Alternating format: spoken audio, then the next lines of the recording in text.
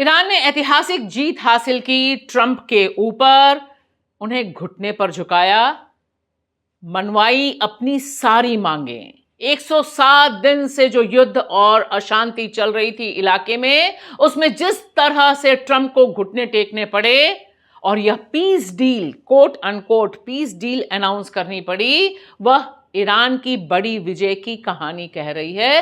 कैसे ईरान ने किया यह भी हमारे सामने है, लेकिन इसका सबसे बड़ा विलेन इजराइल अभी भी पूरी बदमाशी पर उतरा हुआ है और उसे कंट्रोल करने में ट्रंप कितना कामयाब होंगे, इस पर निर्भर करेगा कि 19 जून को इस पीस डील पर मेमोरेंडम ऑफ अंडरस्टैंडिंग साइन होगा या नहीं। अभी स्विट्जरलैंड में 19 जून को साइन होना है। अमेरिका और ईरान के बीच ये जो 14 सूत्रीय पीस डील हुई है, इस पर हस्ताक्षर बैठाए जाने हैं।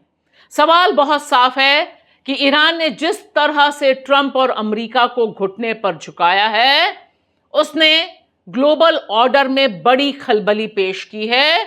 और ईरान का ये जो दावा है कि अब वह लिखेगा नए ढंग का इतिहास इस मिडिल ईस्ट में, उसमें काफी दम दिखाई देता है। नमस्कार दोस्तों, मैं आपकी दोस्त भाषा, आप देख रहे हैं बेबाक भाषा पे हमारा 2 टूक कार्यक्रम।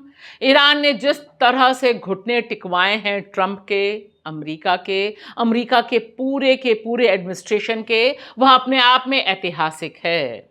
19 जून को अगर इस पीस डील पर साइन हो जाता है तो निश्चित तौर पर इसका असर ग्लोबल ऑर्डर पर पड़ेगा। दुनिया भर में एक्सेप्ट इजराइल, दुनिया भर में इस पीस डील का स्वागत हुआ है।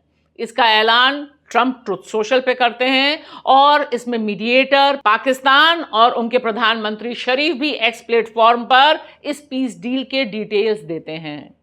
यहां ध्यान दीजिए, खास तौर पे जिस तरह से पाकिस्तान और कतर इस पीस डील का निगोशिएटर यानी डूअर बना है, वह भारत के लिए निश्चित तौर पर परेशानी का सबब हो सकता है। फिलहाल भारत के प्रधानमंत्री नरेंद्र मोदी ने भी इस पीस डील का स्वागत किया है।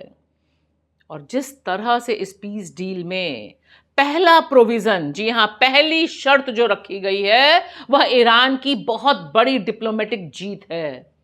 वहां पर ऐलान किया गया है, जिसे खुद ट्रंप ने भी अपने ट्रुथ सोशल में डाला है, कि हर मोर्चे पर इंक्लूडिंग लेबनान में सीज फायर होगा। यानी ट्रंप ने अनाउंस कर दिया है कि वह अब अपने लंगोटिया यार इजराइल का पक्ष नहीं लेंगे।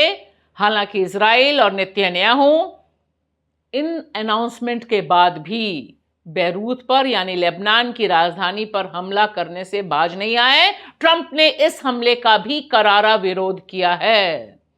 यानी तस्वीर बहुत साफ है, जिस पर हम लगातार बात कर रहे थे कि ट्रंप बहुत डेस्परेट हैं, बहुत उतावले, बेचैन हैं कि किसी भी तरह से इस पीस डील पर साइन हो जाए। ध्यान से देखिएगा कि इस पीस डील के जरिए किस तरह से ईरान ने अपनी सारी बातें मनवा ली हैं और एक बात साफ कर दिया है कि 107 दिन पहले यानी 28 फरवरी 2026 को अमेरिका ने इजराइल के साथ मिलकर जो ईरान पर हमला बोला था, वह पूरी तरह से गलत था, 100% गलत था। क्योंकि इस पीस डील से ईरान को उस हमले से पहले वाली स्थिति की तुलना में बहुत कुछ ज्यादा मिल रहा है। ईरानी मीडिया के अनुसार जो 14 बिंदु जिन पर पीस डील हुई है, उसमें सबसे अहम लेबनान के बाद है कि हार्मुज खाड़ी के बाहर अमेरिका नौसैनिक नाकाबंदी हटा दी जाएगी। याद रहे, इसी नाकेबंदी की वजह से भारतीय जहाजों पर अमेरिका ने मिसाइल दागी थी, जिससे 3 भारतीय नागरिकों की जान गई थी। साथ ही साथ यह भी कहा गया है कि 30 दिन के भीतर हार्मुज खाड़ी ईरान अपनी शर्तों के हिसाब से अपने आधिकारिक कंट्रोल में दुनिया के लिए खोल देगा। ट्रंप ने कहा अब तेल के फ्री आवाजाही होगी हार्मुज खाड़ी से, जिससे दुनिया भर में खुशी और चैन की बंसी बजनी शुरू हुई है। इस पीस डील के तहत अमेरिका और उसके सहयोगी ईरान को $300 अरब देंगे। उसके पुनर्निर्माण के लिए, रिकंस्ट्रक्शन के लिए, जो तबाही इस हमले में अमेरिका ने ईरान पर बरपा की, उसकी कीमत अमेरिका को ही यानी ट्रंप को ही चुकानी पड़ेगी। ईरानी तेल और ऊर्जा से अमेरिका के जो सैंक्शंस हैं, प्रतिबंध हैं, वह हटाए जाएंगे। परमाणु हथियार न बनाने का ईरान का कमिटमेंट जारी रहेगा। ध्यान रहे, ईरान शुरू से कह रहा है कि उसे परमाणु हथियार नहीं बनाने हैं। उसी बात को इस पीस डील में भी दोहराया है। एक बहुत दिलचस्प शर्त लगाई है ईरान ने कि यह पीस डील पर वह साइन तब करेगा जब ईरान की जो फ्रीज की गई संपत्तियां हैं उनमें से कम आधी अमेरिका रिलीज करेगा, जारी करेगा। उसके बाद ही वह अपनी कलम इस पीस डील पर 19 जून को बैठाएगा। ईरान की इस ऐतिहासिक जीत क्या वाकई जमीन पर उतर पाएगी?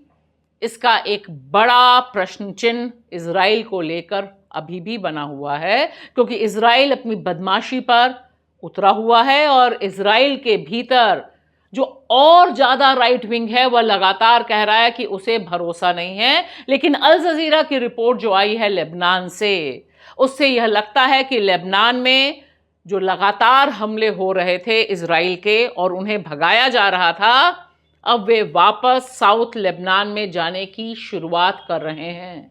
अगर ऐसा होता है तो निश्चित तौर पर दुनिया की इक्वेशन तो बदल जाएगी।